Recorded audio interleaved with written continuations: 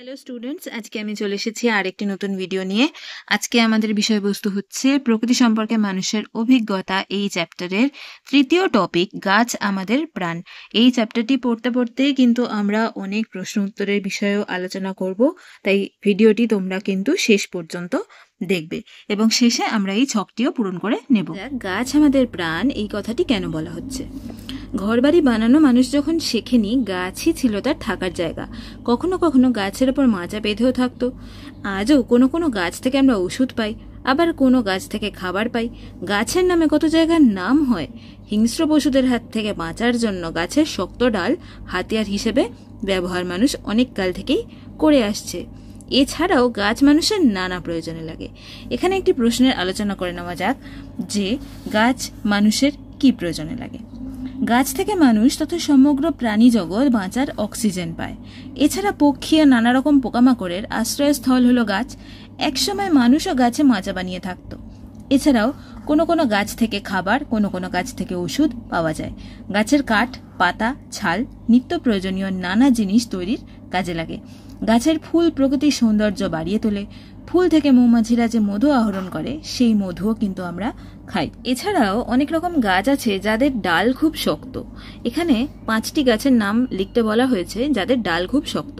আমাদের দেশের একটি অন্যতম শক্ত কাঠের গাছ হলো শাল, যা টেকসই শক্ত কাঠ, যা দিয়ে ঘরের কড়ি বর্গা, রেলওয়ে স্লিপার, গাড়ির চাকা, আসবাবপত্র ইত্যাদি তৈরি হয়। এই গাছের কাণ্ডের রস থেকে লাল ধুনো পাওয়া যায়, যা ধূপ তৈরিতে লাগে। শাল পাতাও খাবার পরিবেশনেও প্রয়োজন। সেগুন হলো আরও একটি উচ্চমানের টেকসই কাঠ, যা আসবাবপত্র তৈরি ও নৌকা তৈরিতে ব্যবহৃত হয়। এই কাঠটির স্থায়িত্ব ও জল প্রতিরোধের জন্য বিশেষ মূল্যবান।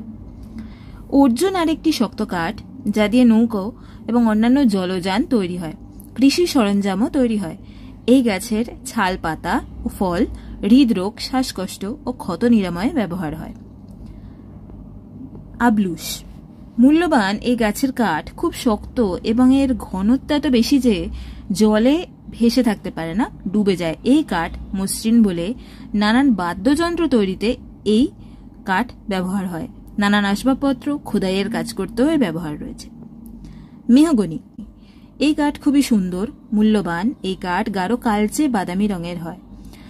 এই কাঠ পচন এবং পোকার আক্রমণ হয় না বলে আসবাবপত্র, অন্যান্য কাঠের সামগ্রী তৈরিতে ব্যবহার হয়। আচ্ছা, রোজউড আসবাবপত্র এবং বাদ্যযন্ত্র তৈরিতে এটি ব্যবহার হয়। এটা উজ্জ্বল রং এবং সুগন্ধের জন্য বিখ্যাত। এবং চন্দন একটি বিখ্যাত এই কাঠ। এই শক্ত কাঠ সুগন্ধের জন্য বিশেষ বিখ্যাত। এই কাঠ থেকে সুগন্ধি আয়ুর্বেদিক তেল তৈরি হয়, যা খোদাই শিল্পেও এই কাঠ ব্যবহার করা হয়। তাহলে এবার আমরা এইটি 5টি গাছের নাম আমরা এখানে লিখে ফেলি। প্রথমে লিখি শাল, তারপরে সেগুন, তারপরে অর্জুন,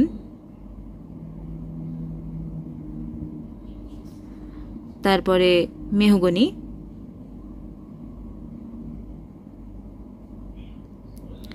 তারপরে আবলুস।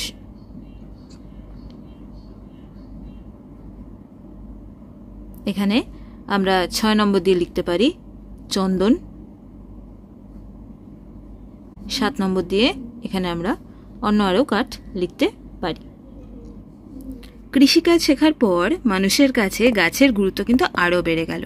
মানুষ গম, যব, ধানের বীজ জমিয়ে রাখতে শিখলো। নানা গাছের চারা পুঁতে তাদের বাঁচিয়ে রাখার ভাবনাও এলো। আলোচনা করে নেওয়া যাক কৃষিতে লাগে এরকম কয়েকটা গাছের নাম। কৃষিতে লাগে এরকম গাছের নাম হলো ধান, গম, যব, জোয়ার, ভুট্টা, রাগি, নানা রকমের ডাল, সরিষা, সূর্যমুখী ইত্যাদি। কৃষিজ উদ্ভিদ থেকে নিত্য প্রয়োজনীয় খাদ্য যেমন ভাত, রুটি, ডাল, তেল ইত্যাদি আমরা পাই। এই উদ্ভিদগুলি কৃষি জমিতে বীজ বপন করেই চাষ করা হয়। তোমরা কি জানো ওষুধ হিসেবেও কিন্তু গাছের গুরুত্ব অপরিসীম? অনেক গাছ আছে যাদের মূল, কাণ্ড বা পাতা ওষুধ তৈরির কাজে লাগে।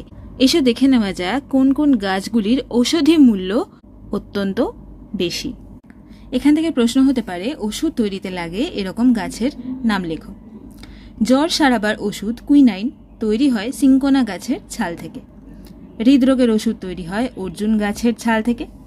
পেটের নানা সমস্যায় থানকুনি পাতা অনেক উপশম ঘটায়। আর সর্দি কাশি সারাতে তুলসী এবং বাসক পাতার রস অত্যন্ত কার্যকরী। এরকম কিন্তু আরও অনেক গাছ আছে যেগুলি আয়ুর্বেদিক ওষুধ তৈরিতে অত্যন্তই কার্যকরী। তাহলে বুঝতেই পারছো, আমাদেরকে কিন্তু গাছকে শুধু বাঁচালেই হবে না, আমাদের গাছ লাগাতেও হবে। সামনেই কিন্তু অরণ্য সপ্তাহ আসছে। এসব দেখে নেওয়া যাক কোন সপ্তাহটি অরণ্য সপ্তাহ নামে পরিচিত। 1 থেকে 7 জুলাই পর্যন্ত যে সপ্তাহটি, এটি অরণ্য সপ্তাহ নামে পরিচিত। সারা বছর না হলেও অন্তত এই সময়টিতে তোমরা বিদ্যালয়ের আশেপাশে বা নিজের গৃহের আশেপাশে কিছু না কিছু গাছ লাগাতে চেষ্টা করবে। যেমন এখানে কেউ নয়নতারা গাছের চারা লাগাবে ঠিক করেছে, কেউ সবেদা গাছের চারা, কেউ গেওয়া বা সুন্দরী গাছের চারা, আবার কেউ মেহগনি গাছের চারা। তোমরা কি জানো, সব মাটিতে কিন্তু সব গাছ ভালো হয় না। এসো দেখে নেওয়া যাক কিরকম মাটিতে আমরা কি গাছ লাগিয়ে বাঁচিয়ে রাখতে পারি, কোন গাছ কোথায় ভালো হয়। আম, জাম, পেয়ারা, সবেদা ইত্যাদি ফল গাছ যে কোনো জমিতেই লাগানো যায়, নিজের বাড়ির বাগানেই লাগাতে পারো। তরমুজ, খেজুর ইত্যাদি ফল বালি পাথরযুক্ত মাটিতে কিন্তু ভালো হয়। নয়নতারা, জবা, বেল ফুল, করবী ইত্যাদি ফুল যে কোনো মাটিতেই ভালো হয়। নদীর পাড়ের কাদা মাটিতে গেওয়া আর সুন্দরী গাছ ভালো হয়। এসো এবার আমরা এই ছকটি পূরণ করে নিই। গাছের নাম এবং মানুষের জীবনে গাছগুলি কি কি কাজে লাগে। এখানে ধান, বাঁশ, পাট এবং তুলসী দেওয়া ছিল। এখানে তোমরা অন্য কোনো গাছও লিখতে পারো, আমি নিম গাছ লিখেছি। এবারে ছকটি পূরণ করার পরে আমি তোমাদের দেখাচ্ছি। দেখতেই পাচ্ছ এই ছকটি বেশ কিছুটা বড়, তাই আমি আগে পূরণ করে তারপরে তোমাদেরকে দেখাচ্ছি। ধান গাছ মানুষের জীবনে কি কি কাজে লাগে। ধান থেকে আমরা চাল পাই, ধানের খোসাকে আমরা ভুসি বলি। ভুসি এবং খড় গবাদি পশুরও খাদ্য, খড় দিয়ে ঘর ছাওয়াও হয়। অতএব বুঝতে পারছো ধান আমাদের জীবনে খুবই দরকারি একটি কৃষিজ ফসল। বাঁশ দিয়ে ঘর তৈরি, আসবাব তৈরিতে বাঁশ একটি অপরিহার্য ব্যবহার্য বস্তু। ঝুড়ি, বেড়া ও নানা অলঙ্কারও বাঁশের তৈরি হয়, বাঁশি তৈরি হয়। কাগজ শিল্প ও বস্ত্র শিল্পে বাঁশের ব্যবহার আছে। বাঁশের নরম অংশ অনেক সময় খাওয়াও হয়। এবারে পাট গাছ। পাট একটি তন্তু জাতীয় কৃষিজ ফসল। পাট থেকে তন্তু পাওয়া যায় এবং পাটের তন্তু বস্তা, কার্পেট, বস্ত্র, দড়ি প্রভৃতি তৈরিতে কাজে লাগে। পাট পাতা একটি অত্যন্ত পুষ্টিকর খাদ্যও বটে। এবারে তুলসী গাছ। তুলসী একটি মূলত ঔষধি গাছ। তুলসী পাতা চিবিয়ে খেলে সর্দি কাশি, হাঁপানি, জ্বর ইত্যাদি সমস্যা থেকে খুবই সহজেই মুক্তি পাওয়া যায়। তুলসীর তেল ত্বক এবং চুলের যত্নেও কিন্তু অত্যন্ত উপকারী।